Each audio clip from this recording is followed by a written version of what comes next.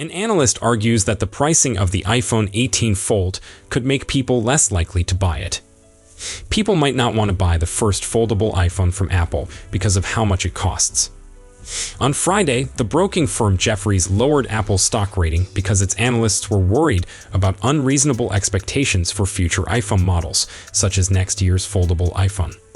Jefferies is also downplaying the upgrade cycle, which looked like it was off to a terrific start with the high early sales of the iPhone 17 series.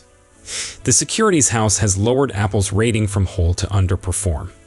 Jefferies has lowered its price estimate for the stock from $205.82 to $205.16. Apple's stock opened lower on Friday because of the loss in ratings. It fell as far as $3.18 before bouncing back to complete the day at $258.02, which is near to the 52-week high and all-time high of $260.10.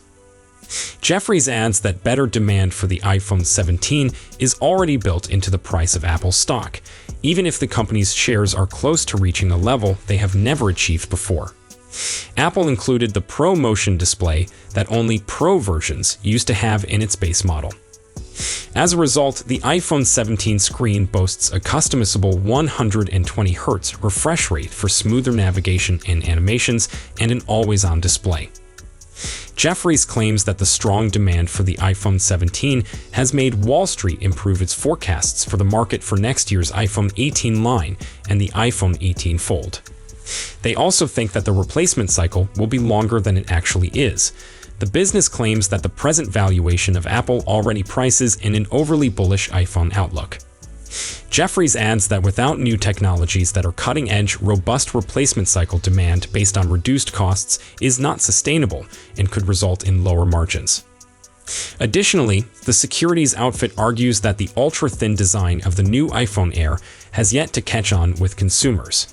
This could be a clue that investors shouldn't try to gauge the success of next year's iPhone 18 Fold, making any bullish view on foldables risky, Jefferies argued.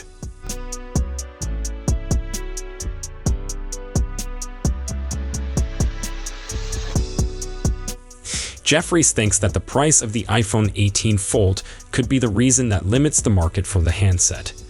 The firm's concern is that Apple will sell its first foldable iPhone model for roughly $2,000, matching the beginning price of the Samsung Z Fold 7. The securities firm seems to believe that a $2,000 price for a foldable model is as high as consumers will go when it comes to the acquisition of such a device and could limit demand. Earlier in the week, Seaport Research Partners gave Apple a buy rating with a price target of $310, which is nearly a 20% rise from Friday's price. Analyst Jay Goldberg told the firm's clients that Apple has become better at monetizing the tech giant's user base.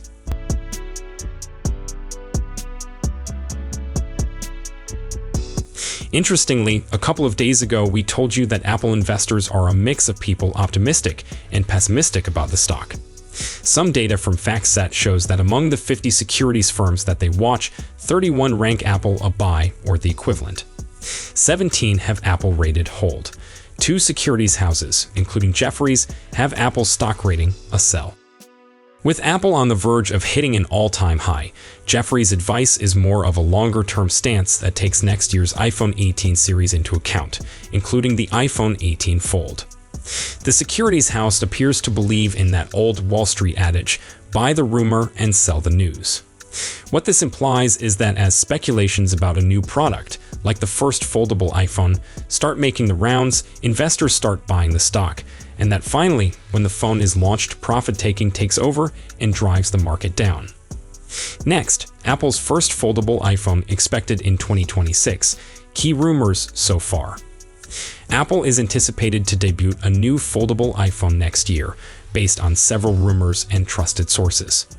The long-awaited product has been anticipated for years now, but indicators increasingly suggest that 2026 could well be the year that Apple delivers its first foldable device.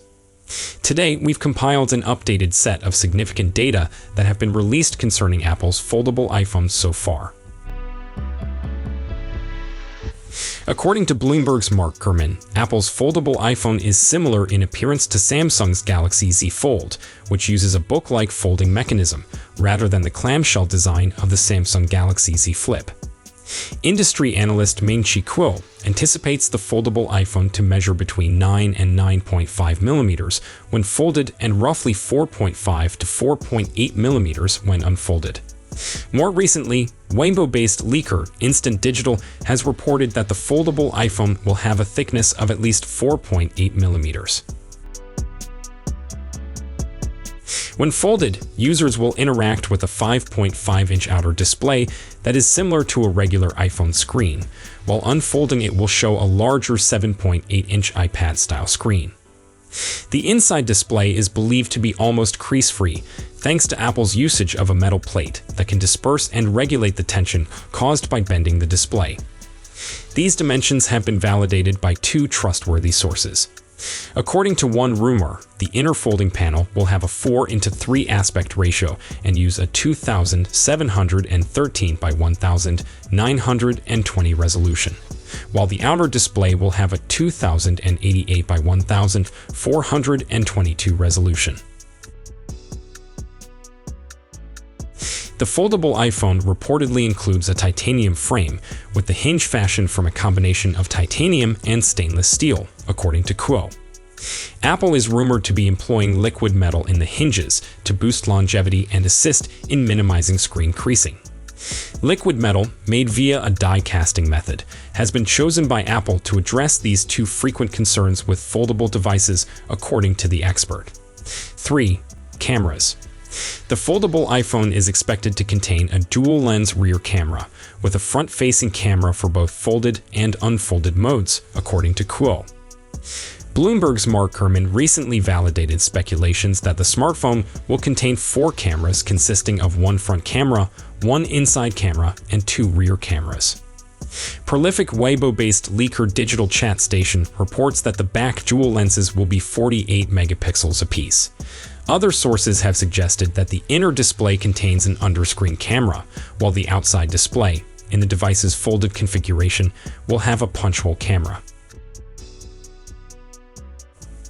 Kuo believes the phone will eschew Face ID identification and instead employ a Touch ID side button as a means to preserve precious internal space, and Bloomberg's Mark Gurman recently validated the report.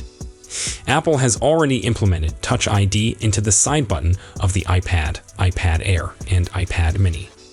5. Cellular connectivity. The foldable iPhone will use Apple's second-generation C2 modem for cellular communication, according to Bloomberg's Mark Gurman. Apple launched its custom-designed C1 modem in the iPhone 16e earlier this year as part of a multi-year plan to migrate away from Qualcomm modems. Gurman said the foldable tablet will not have a physical SIM slot. 6. Battery life. Apple is putting a major focus on improving power efficiency by slimming down essential components like the display driver to create room for more battery cells, according to a Korean site that has revealed precise details about unannounced goods before. The phone will apparently feature high-density battery cells, the same ones that Kuo says would be used in Apple's future ultra-thin iPhone 17 Air.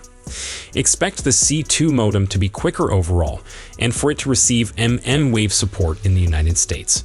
Further power efficiency improvements are likely too. So, that's all we know for now. We'll be sure to keep you updated as soon as we have more information. Thanks for watching.